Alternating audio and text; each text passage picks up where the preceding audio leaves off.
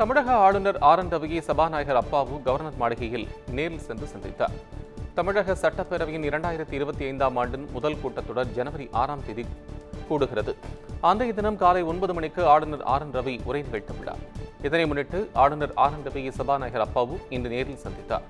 2025ஆம் ஆண்டின் முதல் நாள் பேரவைக் கூட்டத்தில் பங்கேற்று உரையாற்ற வருமாறு அப்போது அழைப்பு விடுத்தார். அதன் பின்னர் சபாநாயகர் அப்பாவு ஆளுநர் மாளிகையிலிருந்து புறப்பட்டுச் சென்றார்.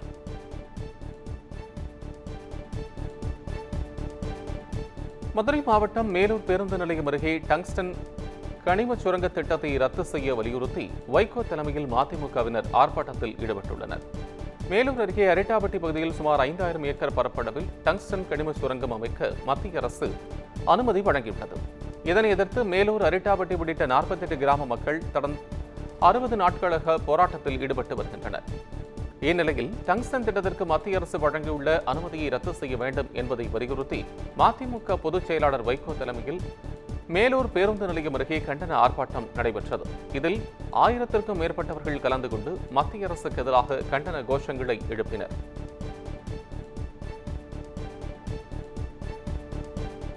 சென்னை பனையூர் அலுவலகத்தில் பாமக தலைவர் அன்புமணி ராமதாஸ் மாவட்ட செயலாளர்களுடன் 3வது நாளாக ஆலோசனை மேற்கொண்டார். புதுச்சேரியில் நடைபெற்ற பொதுக்குழு கூட்டத்தில் இளைஞரணி தலைவர் நியமனம் தொடர்பாக நிறுவனர் ராமதாஸ், தலைவர் அன்புமணி இடையே வார்த்தை மோதல் ஏற்பட்டது.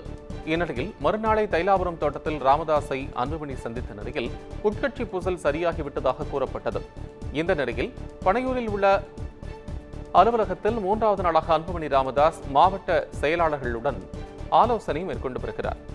சட்டப்பேரவை தேர்தலுக்கு முன் கட்சியை பலப்படுத்தும் முயற்சியில் அன்புமணி தீவிரமாக இறங்கியுள்ளதாகவும் அதற்கான முன்னெடுப்புதான் இந்த ஆலோசனை எனவும் தகவல் வெளியாகியுள்ளது.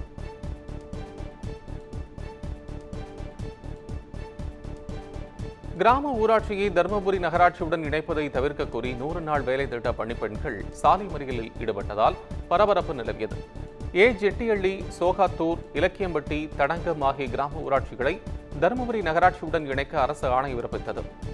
ஆனால் தங்கள் கிராமத்தை நகராட்சியுடன் இணைத்தால் 100 நாள் வேலை திட்டம் பாதித்து 1000க்கும் மேற்பட்ட குடும்பங்கள் வாழ்வாதாரம் இழக்கும் என்றும் கிராம மக்கள் எதிர்ப்பு தெரிவித்து வருகின்றனர். மேலும் 100 நாள் வேலை திட்ட பணியாளர்கள் இணைப்பை கைவிடக் கோரி தருமபுரி ஆட்சியரகம் அருகே உள்ள சாலை மறியலில் ஈடுபட்டனர். போலீசாரின் பேச்சுவார்த்தைக்கு பின்னர் அவர்கள் ஊர்வலமாக சென்று ஆட்சியர் அலுவலகத்தில் மனு அளித்தனர்.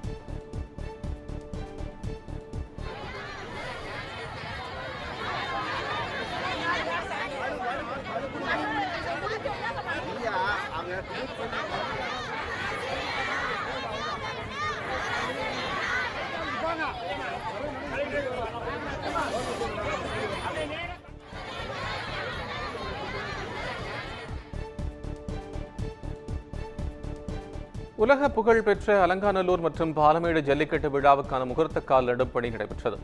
மதுரை மாவட்டத்தில் உலக புகழ் பெற்ற அலங்காநல்லூர் மற்றும் பாலமேடு ஜல்லிக்கட்டு விழாக்கள் முறையே பாலமேட்டில் ஜனவரி 15ஆம் தேதியும் அலங்காநல்லூரில் 16ஆம் தேதியும் நடைபெறவுள்ளது. இந்நிலையில் ஜல்லிக்கட்டு போட்டி நடத்துவதற்காக பாலமேடு மற்றும் அலங்காநல்லூரில் முகூர்த்தக்கால் நடும் விழா அமைச்சர் மூர்த்தி, மாவட்ட ஆட்சியர் சங்கீதா ஆகியோர் முன்னிலையில் நடைபெற்றது. தொடர்ந்து செய்தியாளர்களை சந்தித்த அமைச்சர் மூர்த்தி, அலங்காநல்லூர் ஜல்லிக்கட்டு போட்டியை துணை முதலமைச்சர் உதயநிதி ஸ்டாலின் தொடங்கி வைக்க இருப்பதாக கூறினார். வீரமங்கை வேலு நாச்சியாரின் பிறந்த நாளை முன்னிட்டு அவரது திருவுருவப் படத்திற்கு தமிழக வெற்றிக் கழக தலைவர் விஜய் மலர் தூவி மரியாதை செலுத்தினார். இதுகுறித்து எக்ஸ் தளத்தில் பதிவிட்டுள்ள ஆங்கிலேயர்களுடன் சண்டையிட்டு சொந்த மண்ணை மீட்டெடுத்து விடுதலை போராட்டத்தில் நாட்டுக்கே முன்னோடியாக போர்க்களத்தில் தீரத்துடன் களமாடிய எங்கள் கொள்கை தலைவி வீரமங்கை ராணி வேலு நாச்சியாரின் பிறந்த நாளை ஒட்டி பனையூரில் உள்ள கட்சி தலைமை அலுவலகத்தில் உருவப்படத்திற்கு மலர் தூவி மரியாதை செலுத்தியதாக கூறியுள்ளார். மேலும் வீரமங்கை வேலு நாச்சியாரின் பிறந்த நாளில் பெண்ணுரிமை போற்றுவோம், பெண்களின் நலன்கள் காப்போம், பெண்களின் பாதுகாப்பிற்கு எப்போதும் அரணாக இருப்போம் என உறுதியேற்போம் என்றும் பதிவிட்டுள்ளார்.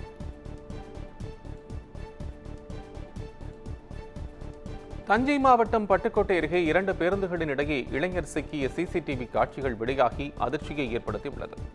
பட்டுக்கோட்டை நோக்கி தனியார் பேருந்து ஒன்றும் அரசு பேருந்து ஒன்றும் சென்று கொண்டிருந்தன. அப்போது தாமரங்கோட்டை அருகே இளைஞர் ஒருவர் தனியார் பேருந்தில் ஏறுவதற்காக வழிமறித்து நிறுத்திவிட்டார். இதனால் தனியார் பேருந்தை ஓட்டுநர் திடீரென நிறுத்தியதால் பின்னால் வந்த அரசு பேருந்து தனியார் பேருந்து மீது மோதாமல் இருக்க அதன் ஓட்டுநர் அரசு பேருந்தை திருப்பியுள்ளார். இந்நிலையில் தனியார் பேருந்தில் ஏற முயன்ற இளைஞர் 2 பேருந்துகளுக்கும் இடையே சிக்கி சிறு காயங்களுடன் நல்வாய்ப்பாக உயிர் தப்பினார். இந்த சம்பவத்தின் பதைபதைக்க வைக்கும் சிசிடிவி காட்சிகள் வெளியாகி அதிர்ச்சியை ஏற்படுத்தியுள்ளது.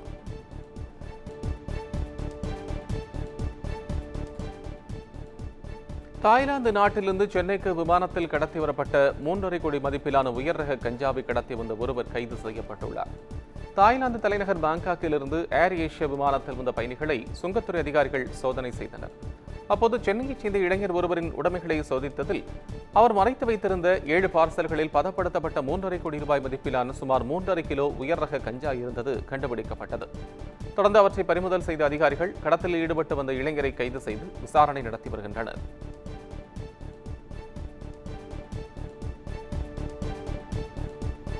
திருச்சியிலிருந்து சவுதி அரேபியாவின் தமாம் நகருக்கு தொடங்கப்பட்ட புதிய விமான சேவைக்கு வரவேற்பு கிடைத்துள்ளது.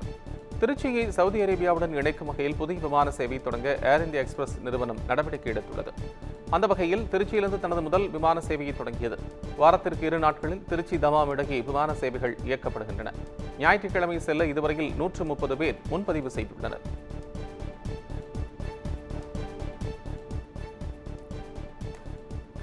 புதுச்சேரியில் பெட்ரோல் டீசல் விலை உயர்வுக்கு எதிர்ப்பு தெரிவித்து இந்திய ஜனநாயக வாலிபர் சங்கத்தினர் நூதன போராட்டத்தில் ஈடுபட்டனர். வாட் வரி உயர்வு காரணமாக புதுச்சேரியில் புத்தாண்டு நள்ளிரவிலிருந்து பெட்ரோல் டீசல் விலை லிட்டருக்கு 2 ரூபாய் அதிகரித்துள்ளது. மின் கட்டணம், பேருந்து கட்டணத்தை தொடர்ந்து தற்போது பெட்ரோல் டீசலும் விலை உயர்த்தப்பட்டுள்ளதால் பொதுமக்கள் ஆளும் அரசு மீது அதிருப்தியில் உள்ளது. இந்த நிலையில் பெட்ரோல் டீசல் விலை உயர்வை திரும்பப் பெற வலியுறுத்தி இந்திய ஜனநாயக வாலிபர் சங்கத்தினர் வாகனங்களை கயிறு கட்டி இழுத்து நூதன போராட்டத்தில் ஈடுபட்டனர். அப்போது அரசுக்கு எதிராக கண்டன முழக்கங்களையும் எழுப்பினர்.